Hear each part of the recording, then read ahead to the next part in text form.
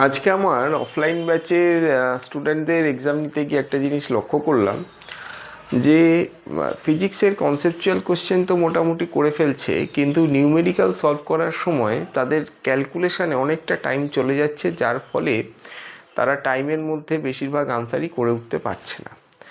তো এই ধরনের প্রবলেম যাদের হয় তাদের ক্ষেত্রে একটা জিনিস মাথায় রাখতে হবে, আমাদের যেহেতু এক্সামে কোনো রকম ক্যালকুলেটর বা ইলেকট্রনিক ডিভাইস ইউজ করা যাবে না, তো সেই ক্ষেত্রে ক্যালকুলেশনগুলো খুব ফাস্ট আমাদেরকে করতে হবে। তো তার মধ্যে স্কোয়ারিংটা একটা খুব ইম্পর্টেন্ট রোল ফিজিক্সে প্লে করে। কারণ হচ্ছে, যেমন আমি একটা এক্সাম্পল দিচ্ছি, যদি দুটো ভেক্টর কোয়ান্টিটি রেজাল্টেন্ট আমাদের বের করতে হয়, তাহলে রেজাল্টেন্টের ফর্মুলা হচ্ছে, যদি রেজাল্টেন্টের মড ভ্যালু বের করি, তাহলে mod R is equals to root over of A square plus B square plus 2ab cos theta. তাহলে এখানে দুটো স্কোয়ার টার্ম আছে। নেক্সট হচ্ছে, যদি আমরা ইন্টেন্সিটির ফর্মুলা দেখি, তাহলে দেখবো যে intensity is equals to 2 pi square F square A square rho V. তাহলে এতগুলো স্কোয়ার টার্ম আছে, স্কোয়ার করতে হবে। বা আমরা যদি দেখি যে মোশনাল ইএমএফ, ইলেকট্রোম্যাগনেটিক ইন্ডাকশন চ্যাপ্টারের মোশনাল ইএমএফ বা রোটেশনাল ইএমএফ, তাহলে B omega L square by 2, অর্থাৎ এখানেও একটা স্কোয়ার টার্ম আছে।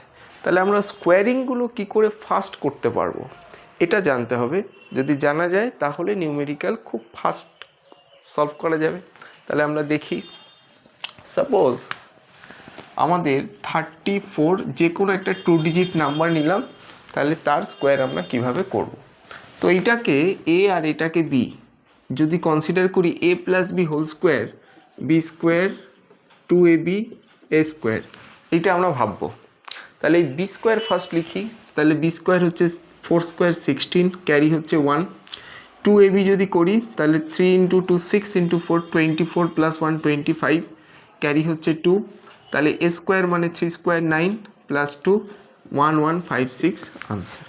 তাহলে তোমরা ক্যালকুলেটারে চেক করে দেখো বা এমনি সলভ করে দেখো, এটাই আনসার আসবে। আরেকটা এক্সাম্পল নিচ্ছি, সাপোজ 53 এর স্কোয়ার। তাহলে বি স্কোয়ার হচ্ছে 3 স্কোয়ার 9, 2ab হচ্ছে 2 ইন্টু 5 10 ইন্টু 3 30, ক্যারি হচ্ছে 3। এ স্কোয়ার হচ্ছে 25 প্লাস 3 28, 2809 আনসার। তাহলে যে কোনো 2 ডিজিট নাম্বারের স্কোয়ার করতে গেলে আমাদের B square 2ab A square.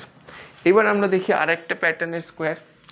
যদি এন্ডে 5 থাকে, সাপোজ 75 স্কোয়ার, তাহলে সেক্ষেত্রে আমরা যেটা করব যে এই যে 5 স্কোয়ার ডাইরেক্টলি পুট করব 25।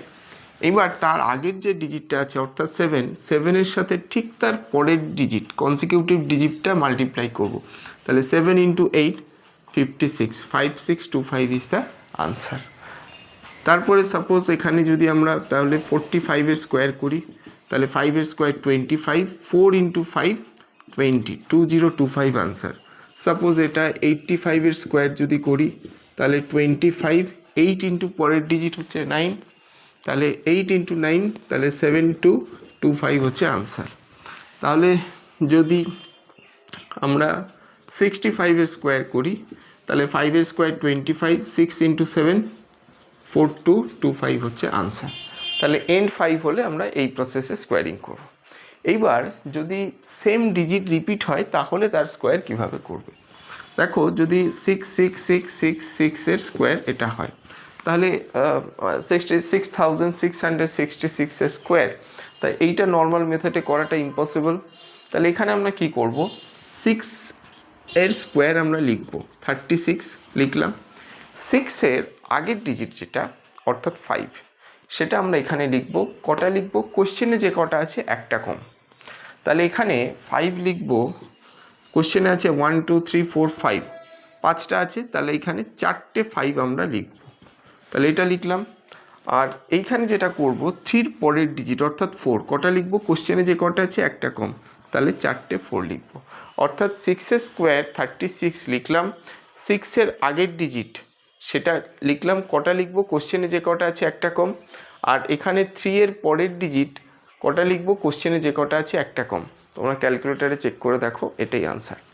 এইবার যদি আমরা এটাকে আরেকটা এক্সাম্পল নিই, 666 এর স্কোয়ার, তাহলে 6 এর স্কোয়ার 36 লিখলাম। 6 এর আগের ডিজিট হচ্ছে 5, কটা লিখবো, কোশ্চেনে যে কটা ডিজিট আছে একটা কম, 3টে আছে, 2টো 5, 3-র পরের ডিজিট 4, কোশ্চেনে 3টে আছে, আমাদের 2টো 4 লিখব।